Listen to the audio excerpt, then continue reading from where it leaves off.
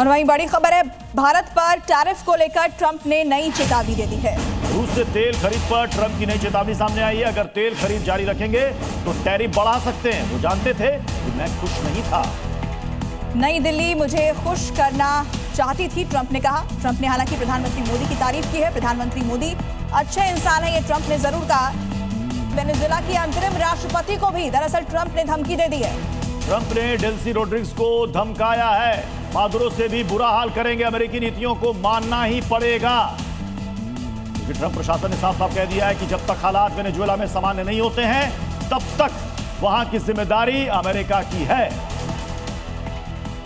तो वेनेजुएला के अंतरिम राष्ट्रपति को यह धमकी दी गई क्योंकि अंतरिम राष्ट्रपति की तरफ से यह मांग की गई थी कि मादुरो को जल्द से जल्द रिहा करे अमेरिकी प्रशासन। इसी पर ट्रंप ने जवाब दिया है कि अगर वो अमेरिका की बात नहीं मानेंगी तो उनका हाल मादुरो से भी बुरा हो सकता है।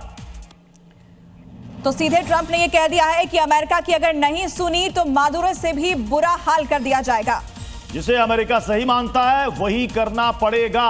अमेरिका की नीतियों के हिसाब से आपको चलना होगा, यह कहना है ट्रंप का। और अगर मनमानी की तो मादुरो से भी बड़ी कीमत आपको चुकानी होगी। रोड्रिग्स ने बात मानी तो सेना भेजने की जरूरत अमेरिका को नहीं पड़ेगी। और हमारी नहीं सुनी तो अमेरिका की सेना तैनात कर देंगे।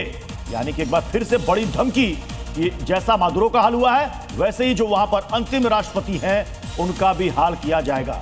बड़ी खबर आपको बता दें, वेनेजुएला के बाद कोलंबिया पर है ट्रंप की नजर। कोलंबिया पर अमेरिकी राष्ट्रपति डोनाल्ड ट्रंप का बड़ा बयान सामने आया है। कोलंबिया में बीमार आदमी का शासन है, यह कहना अमेरिकी प्रेसिडेंट डोनाल्ड ट्रंप का। वो ज्यादा दिन तक टिकने वाले नहीं है। तो अब वेनेजुएला के बाद कहा जा रहा है कि अब कोलंबिया का नंबर आ सकता है, क्योंकि अमेरिकी प्रेसिडेंट के बयान से इसी बात के संकेत मिल रहे हैं। वो कह रहे हैं कि कोलंबिया में बीमार आदमी का शासन है। हालांकि कोलंबिया के राष्ट्रपति गुस्तावो पेट्रो ने ट्रंप को चुनौती दी है। मुझे जेल में डालना चाहते हैं, ये कहा पेट्रो ने। ट्रंप कोशिश करके देख लें, ये कहना है कोलंबिया के राष्ट्रपति पेट्रो का।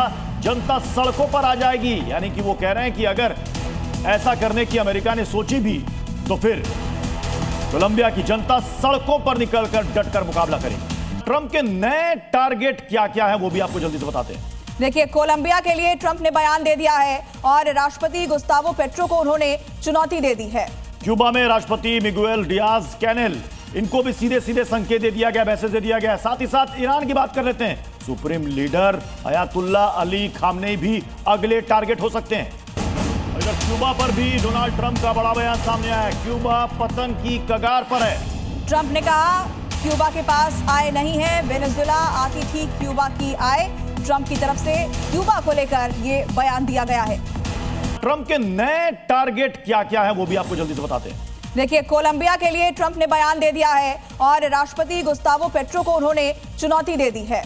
क्यूबा में राष्ट्रपति मिगुएल डियाज कैनेल, इनको भी सीधे सीधे संकेत दे दिया गया, मैसेज दे दिया गया। साथ ही साथ ईरान की बात कर लेते हैं। Supreme leader Ayatollah Ali Khamenei भी अगले टारगेट हो सकते हैं।